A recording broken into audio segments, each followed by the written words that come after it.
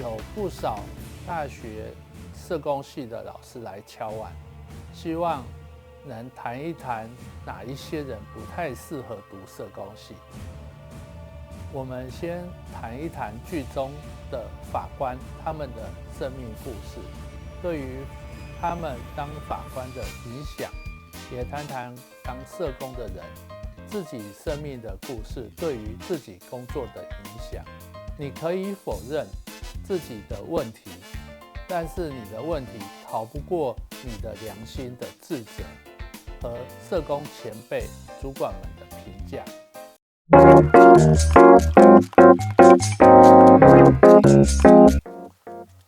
这是一个以医疗和社会工作为主的频道，提供白话医疗、照顾技巧、社会福利与服务输送等资讯，给社会大众、社工系的学生，或是正往社工生涯前进的每一位，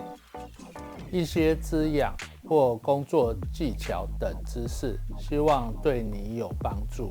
喜欢请订阅、按赞、开启小铃铛，分享给有需要的朋友。我是医务社工师安德鲁，有我一切都安啦。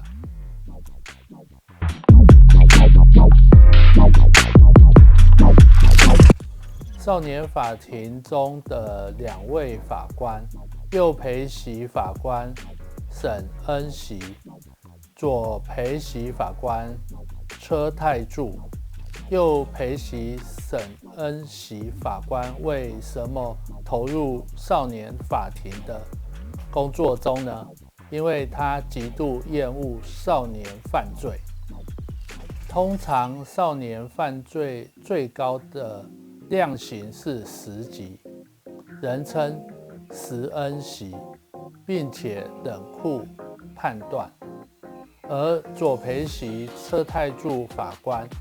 是一位温柔的方式对待少年犯。为什么女性的法官冷酷无情，男性的法官温柔处处为少年着想呢？这部影片是从性别刻板印象中刻意制造的一个反差吗？是凸显性别的问题吗？在韩国大男人主义的国家，性别已经平权了吗？我想只是为了表达过去的生活经验，造成两位法官不同的差异，而这样的差异有别于性别上刻板的印象。过去曾经有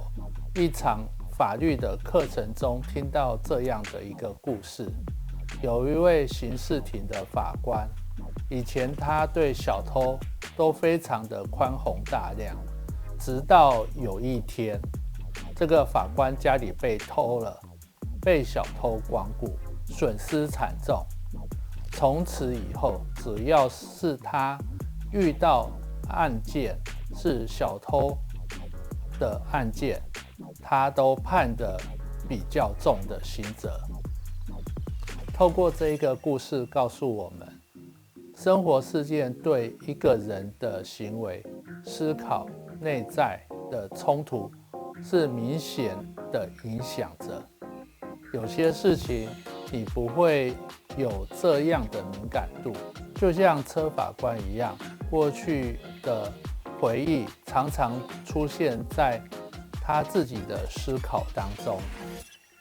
有些能说得出来，有些是被触动及过去的一些片段。车法官少年被家暴，曾经因为反抗施暴者而让施暴者受伤，被判刑入抚育院，也曾经受到审理的法官的关心而努力向上，最后考上了法官。对于少年犯，多以关心、温柔的方式对待，希望少年就像自己一样，能够努力向善。然而，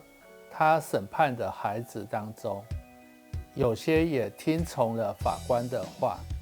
只是坚守自己对法官的承诺，而不反抗，最后造成自己的死亡及他人无辜者的死亡。而少女的父亲在法庭当中有一出失控的状况，车法官过度防卫，差一点造成少女父亲的受伤。这些都是车法官受到自己过去的经验反射出来的行为反应。而审法官因为要当一名职业妇女，生完孩子重回职场，而受到婆婆的语言暴力，又因为孩子在幼儿园中被2个儿童勇于做实验当中被害死，而孩子的危险、好奇心造就他人的死亡，却没有道歉，而且是嬉皮笑脸的活下来。法院的处分对于儿童没有造成警惕，反而无视法律的存在，成为治安上面的隐忧。这才是他的至理名言。极度厌恶少年犯罪，予以重刑，与连带父母亲一并处分，接受教育等。当然，审法官因为应回避的案件受到处分。法官这个职业，没有人会认为是一个助人者。为什么一位助人者要能面对自己的样子和受伤的部分？我们可以用萨提尔的冰山做一个比喻。有一句成语叫冰山一角，教育部成语词典解释是这样：为严重的问题呈现表面的一部分。没错，一座冰山，我们看到的只是冰山里面的一个小部分。水平面底下是冰山的大部分，这个冰层是我们看不到的。萨提尔认为，可见的冰山是人表现出来的行为，水面下由浅入深可以分为几个层次，一个是对应的方式、姿态。接下来是感受的感受，还有观点，包含了价值观跟规条、期望、渴望，自己我是什么，这是最深层的部分。水面下的感受的感受，观点，期望产生交互作用，进而产生对应的姿势。有了行动行为出现，而车法官看到少女的父亲的行为，就出手掐住少女的父亲的脖子。用萨提尔的说法来看，少女的父亲的冰山与车法官的冰山产生了共鸣、震动、共振，造成情绪失控的问题而产生。我有一个朋友很优秀，高中、大学都是读名校毕业的，但是他从小被家暴，父亲酗酒，不高兴就对他恶言相向，有时候也会拿他出气。他一生的成就都是他自己努力得来的。他有一个个案，读公立高中，也是家暴家庭出来的孩子。但是不一样的是，这个个案没有什么骨气，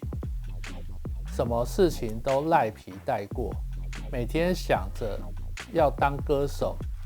的白日梦。已经到高2要升高3了。某次的一个会谈当中，我的朋友对个案大吼大叫，因为他看不下去个案的样子，明明就是可以好好读书，有好的前途，却这样子浪费自己的生命，还捏个案，说了一些气话。发生这样的事，会谈也被终止。最后我的朋友很懊悔自己不专业的行为，这就是当我们的过去的问题没有处理好，当我们遇到某一个类型的个案时，我们很容易掉进去，掉到我们的过去当中。然而，法官利用刑都是在他合理的规范内，而我们当助人的人，我们多半无法给予个案处分，不知不觉中，我们的处遇就容易走偏了，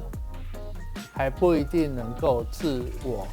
察觉。当督导告诉你的时候，我们自己还不一定能够发现问题。最不好的时候是出了事，我们原本是专业的助人者，怎么变成了加害人？因为自己的过去经验，对于个案造成伤害、歧视。